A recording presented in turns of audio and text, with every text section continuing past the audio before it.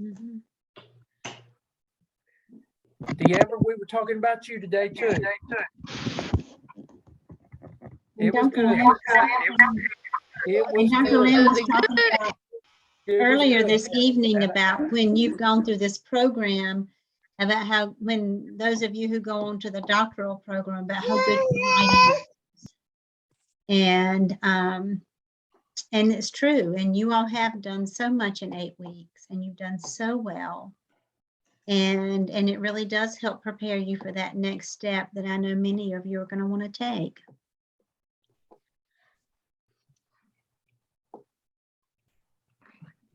All right, is everybody here?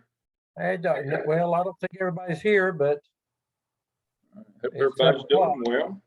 it's 7 o'clock. We got enough. It's time to go, Jonathan said. He's ready to roll. He's got his necktie on. Well, Jonathan wears a necktie all the time. Pretty much all the time. Well, good. I don't know. I guess maybe. I can't remember a time other than maybe when I was in public school that I've been in the last 40 some odd years that I've been in a school building and didn't have a necktie on. When I taught school, the men still wore neckties. We wore lab coats and neckties when I taught school. And then when I was administrator, we wore a suit every day. Mm-hmm. Times have changed some, but there's something about standards. That's not a bad thing.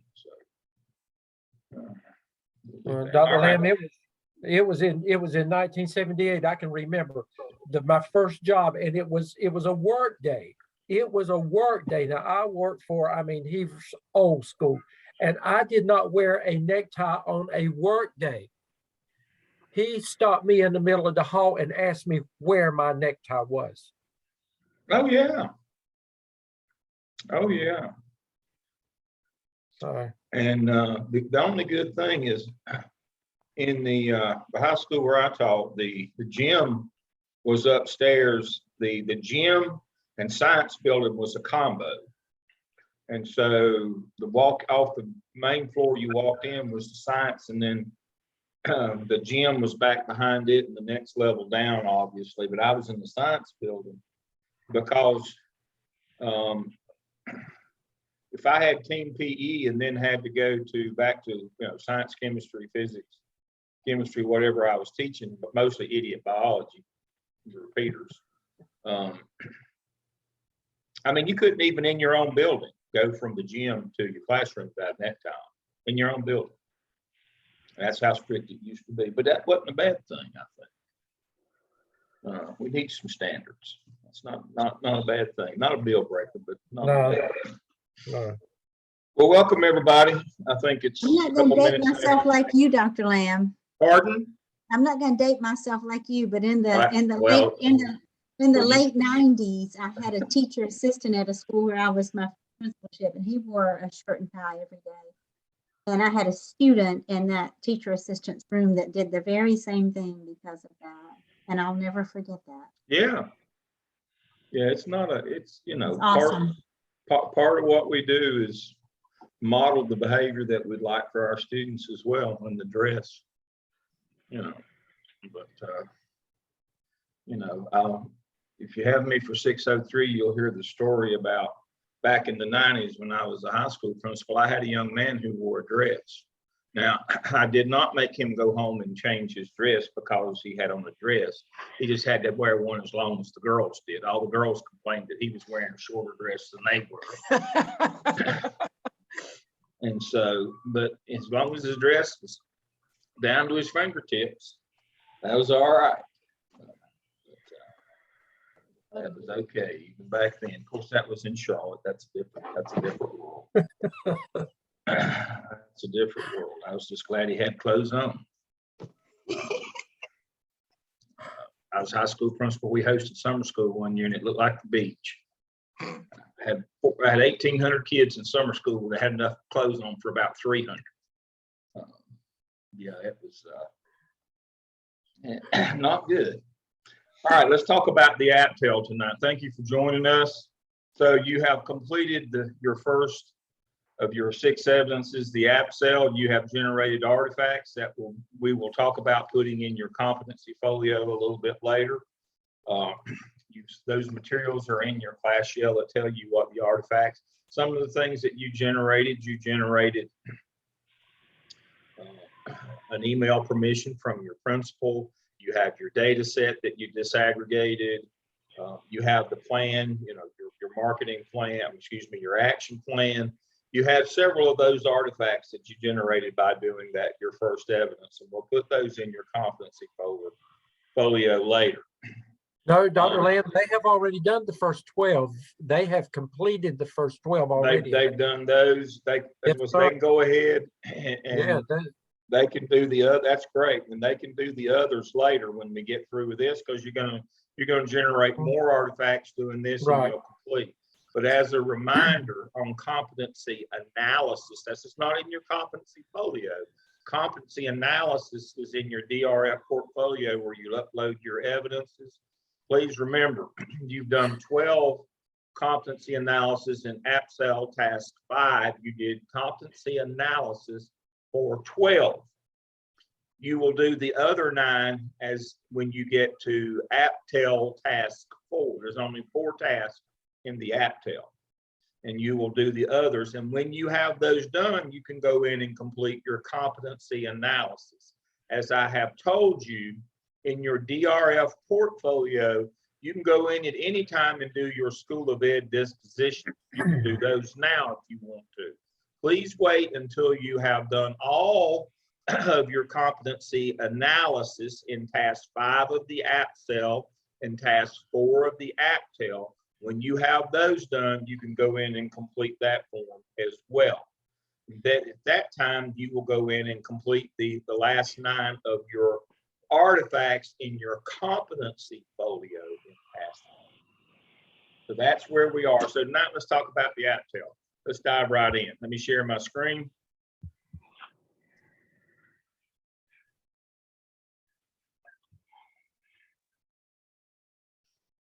The whole notion of the AAPTEL is to build a culture of teaching and learning in your building.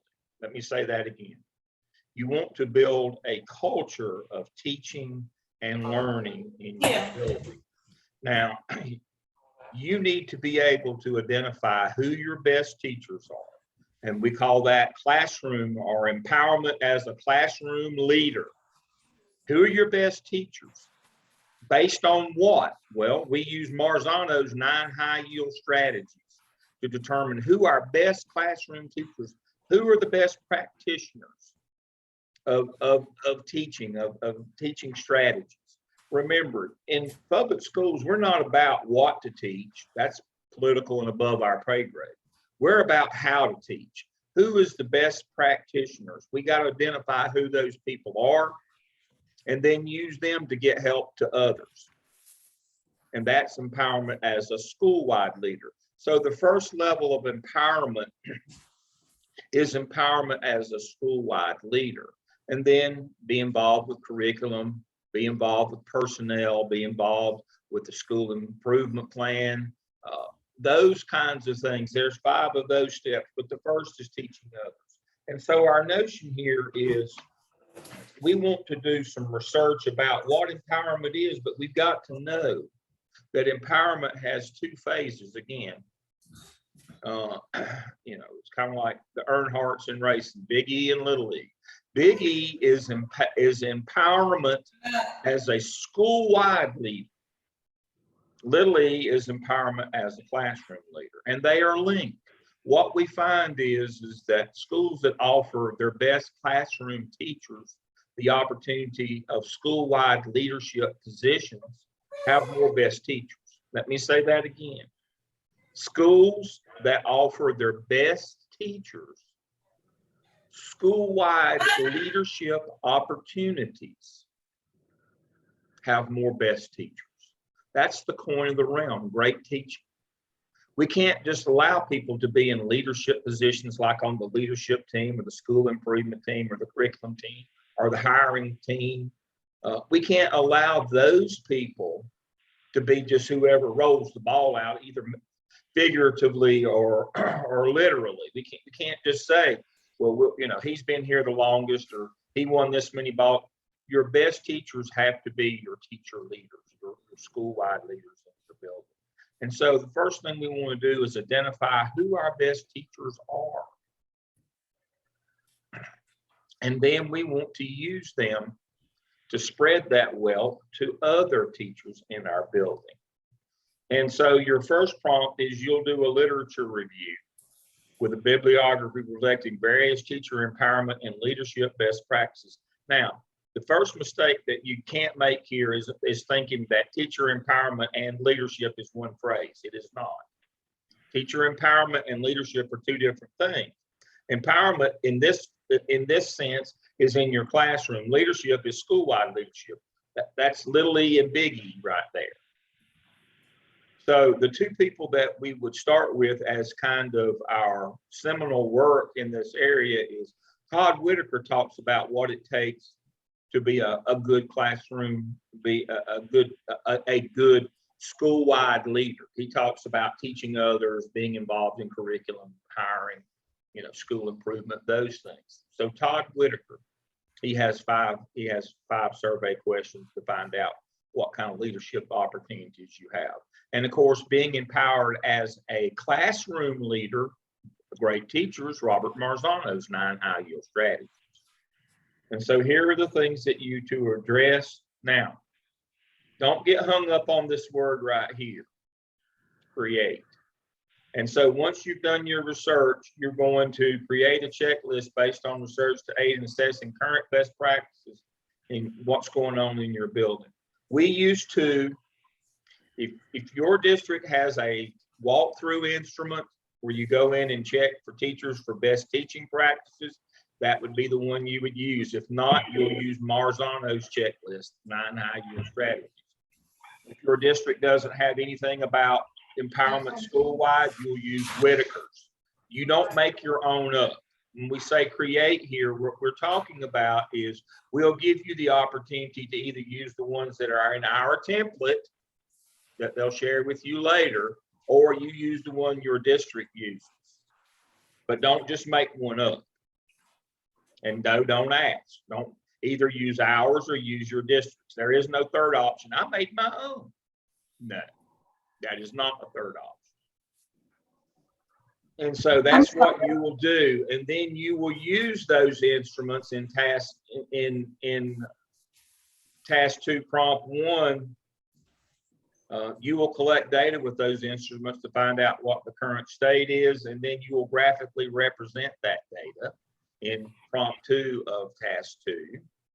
And then you will build a professional growth plan that offers a combination of whole group, small group, and individualized mentoring as professional development for your faculty.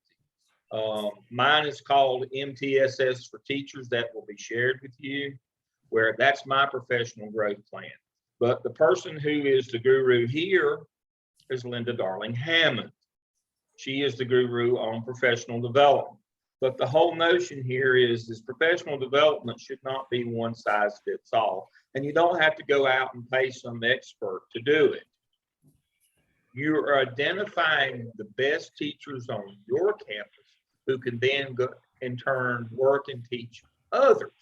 That's how you build a culture of teaching and learning, where the best teachers know that they will be rewarded with leadership positions around the school. Not more money, but leadership positions around the school. That is what we will do. I mean, that's what we do. We build a culture of teaching and learning where we understand every day that the whole point is student achievement. What do they do at Jones Sausage? They make sausage. What do we do in public school? We teach kids. And we have to honor and value and promote the people who can do that, who do teach kids and do it well. And then we celebrate them by making them school leaders, school-wide. Their first thing that they do is, and where we stop after, but what we get them to is the level, we identify who's going to teach. And again, when we do professional development, we just can't do whole group all the time. The amount of whole group that we do is going to be based on what our walkthrough data tells us. We're going to go out and do some walkthroughs in tasks 2. We're going to collect some data. We're only going to do 2 or 3 or 4. But we're going to ask our school administration to kind of summarize the walkthrough data. You know, how much are our staff using high yield strategies from Marzano? When we go out and collect that data with that checklist or that Marzano's checklist, either from the district or the lab, we're only going to do 2 or 3 or 4. But we're going to get that data from our principal. And from that data and from that survey data that we're going to do, those 5 questions from Whitaker, what we're going to do is we're going to build a professional growth plan in task 3. That professional growth plan is going to have varying amounts of whole group, small group, which is PLC, and then one-on-one coaching. We're going to vary the levels of those according to what we need. So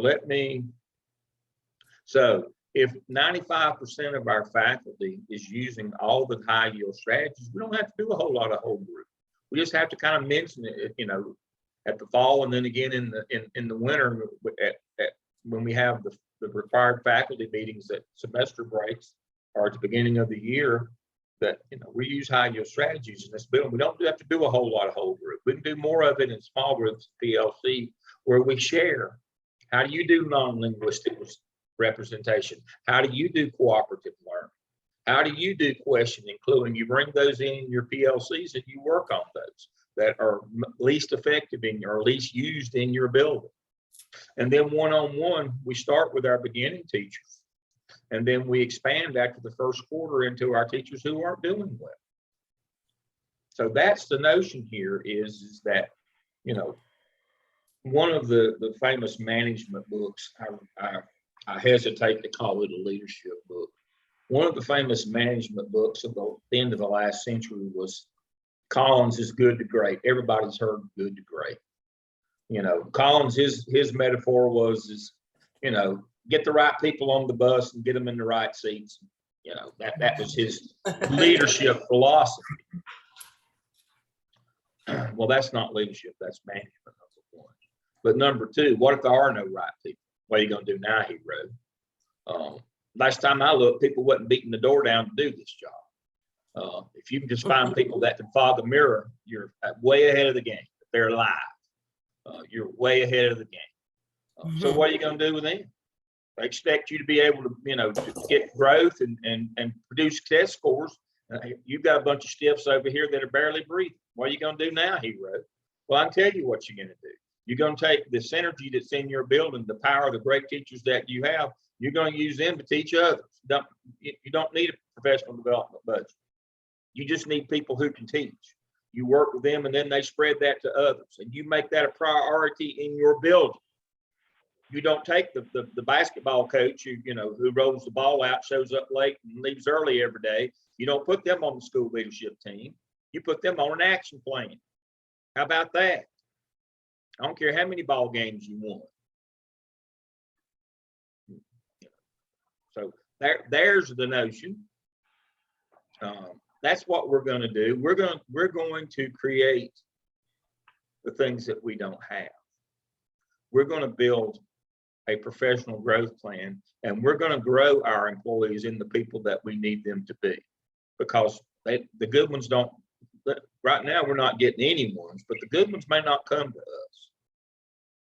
But if we've got people who are willing, and part of the reason that they're willing is we've made that a priority.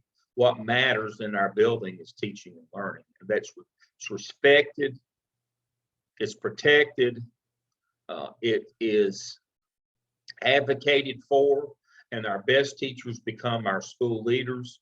We can change the circumstance that we're in. Because right now, about the best you can hope for, and pardon me for being pejorative, but again, as a senior citizen, I get to, you're just going to get a bunch of kids. you know, and about the best you can hope for is that they show up sober and clean clothes every day. That's about the best you can hope for. That they don't injure themselves or get lost finding the building. That's about the best you can do right now, folks. It's tough out there. We've got professional educators who have been principals of the year in their district that are sitting with us tonight that can tell you there's nobody beating the door down to teach school right now. And everybody can't wait to try to find the door out. The world has changed. It's always when there's a great upheaval and there's a shift or a change, the people who are comfortable, no longer comfortable, they want to leave. And the new ones haven't got here yet. And so you're going to get a bunch of kids. You know, basically what we experienced back in my time in the 90s in Charlotte, you're just going to get a bunch of kids. Problem was back then is before in between the economic bust, when we had the boom times prior to 9/11 in 2001,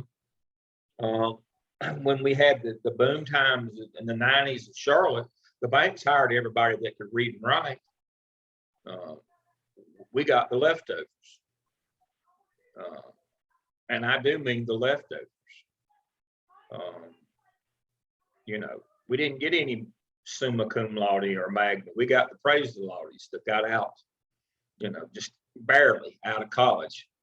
And we got a lot of folks from the Northeast. I did a lot of recruiting up there. I'd go to New England, recruit up there. We get a lot of folks from the Rust Belt, from Buffalo, on across from New York, Buffalo, on across into Rhode Island and up through Massachusetts.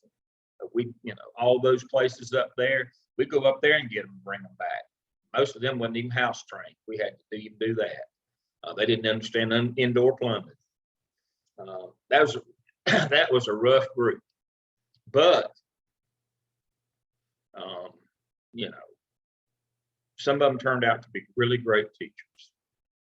We recruited heavily in Pittsburgh and on around the rim of the lake there, Erie, over to Cleveland, got a lot from Cuyahoga Falls and Cleveland, places where economically it was really tough to find any work. We brought a lot of those young people in. They kind of lived together. They were good people. We loved them because we didn't have anybody else. Now, they didn't know anything about teaching school, but that was our job, training. So you can do it. It has been done before. It can be done again. It's done every day. Some of you are in schools that do it now. So that's the notion here. My job tonight is kind of get you to pump up and get you to see the big picture. These folks are the experts. They're going to work with you on the individual facets and the individual tasks and prompts of the AAPTEL. But understand the whole notion behind this is what you do in times of crisis.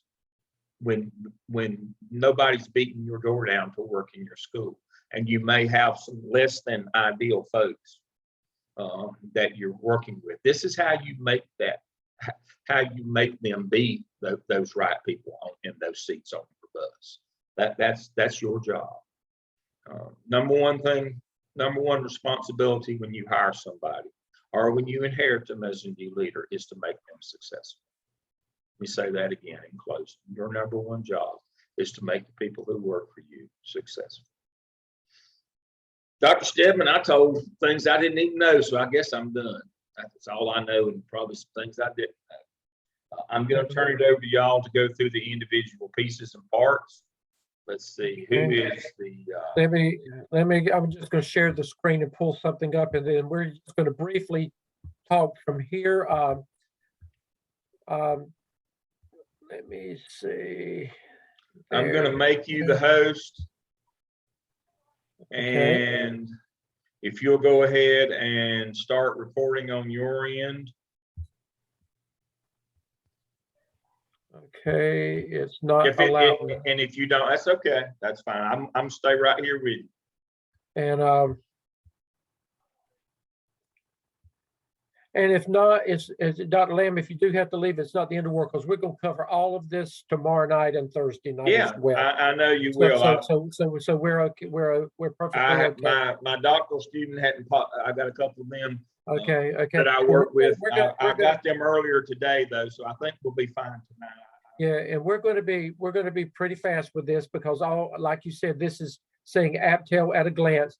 We're not going to be repeating what Dr. Lamb said, but what we want to let you know is that the plan is that between tomorrow night and between Thursday night, when we have our coaching session, we're going to fully indoctrinate you with what you've got to do with evidence too. Now, we told you first of the semester that we would help you. We're going to help you all the way through this semester, but we would just hold your hand a whole lot with the AAPTEL. We're going to start pulling back a little bit because you've got to learn to work more independently on some things. So this is going to be your opportunity. We're there. We're not going to let you fall, but we're not going to be as hand-holding as we were with the AAPTEL. So with that in mind, Dr. Revis, Dr. Hamilton, who did I say to mention, talk about task 1 briefly? I think that's me. Tell me Okay, if I'm go ahead. wrong, but I think Go that's ahead. me. Go Dr. ahead. Rivers, if that's not me, let me know. Okay, go ahead. So we just want to talk just a little about task 1 in the AAPTEL. So task 1 does have 2 prompts. So task 1, prompt 1, you have 5 areas in which you are going to conduct research. Building efficacy and empowerment among staff, and knowing that in John Hattie's effect sizes, collective efficacy among your staff has the highest production of student outcomes. And this is, as Dr. Lamb has said, what we're here for. The second topic is results-oriented professional development. And as Dr. Lamb talked about, we would want to see Linda Darling-Hammond mentioned in this area. The third is recruitment, placement, and mentoring of school staff. The fourth is approaches to evaluation of school staff. And the fifth is teacher leadership and decision-making. So we definitely need to see, you're going to have 5 areas. You have to have a minimum of 3 references for each of those areas. So for task 1, prompt 1, you're going to have a minimum of 15 references cited. We definitely need to see Todd Whitaker, Linda Darling-Hammond, and Robert Marzano. So those all need to be in there for sure. So that's task 1, prompt 1. And then in task 1, prompt 2, you're going to simply create a checklist and a survey. And that checklist is going to be, as Dr. Lamb said, either a checklist of a walkthrough instrument that your district currently uses, or a checklist that has Robert Marzano's 9 high-yield strategies, where you will be going in, observing teachers, and you will be checking that off. Now, that is not in task 1. In task 1, you just create the checklist. You do nothing with it. And then you also are going to have a survey. And that can come from the teacher's working condition survey. We do have a sample in the helpful hints for you and in your template for you as well. But you're not going to do anything with that in task 1, prompt 2. You are just going to create the checklist, and you are simply going to create your survey. A checklist is what you will go observe, and a survey is something that you will send out for the teachers to be able to respond to. Okay, thank you. Dr. Revis, task 2 very quickly. Okay, and task 2 is when you are going to operationalize your checklist and your survey. You're actually going to send that survey out to your staff, of course, with permission from your principal. And as Dr. Lamb said, you are going to complete some walkthroughs, and you're going to compare some walkthrough data that you did to data that has been collected from your administrators. So you're going to actually collect your data through those 2 instruments. You're going to then analyze your data, and finally, you will identify gaps. Okay, thank you, Dr. Revis. And we're going to talk to you over the next few days. We're going to talk to you about what to look at with the gap analysis. Remember, they said in task 1, this is what the research says, out there. And then task 2, this is what you actually find when you go into your school and you actually implement task 1. This is what you find. The research says it should be this, Task 2, this is what you actually see in your school. So you're going to measure what the gap is based on what, and then that's where we get to task 3, what Dr. Lamb was talking about. This is where you do your growth plan for staff development. You can call it an action plan, growth plan for staff development, but you're going to base that on everything that you've done from task 1 and task 2. It builds just step by step by step. You're going to build on all of that. And when you find the gap, when you determine what the gap or the gaps are, then that's what you do in task 3. You're going to say, oh, this is where we need help. This is where our teachers need help. This is what we're going to do. So you put a plan of action in place to help the teachers. And we'll talk about that more. And then Dr. Evans, Dr. Hamilton, I think you were going to mention task 4. Well, so then task 4 is going to mimic your task 5 of the AAPTEL. So in task 5 of your AAPTEL, you did 12 of your competencies, and there are 21 competencies. So in the AAPTEL in task 4, you will do the 9 competencies that you did not address in your AAPTEL. And remember that you want to fuse your course content.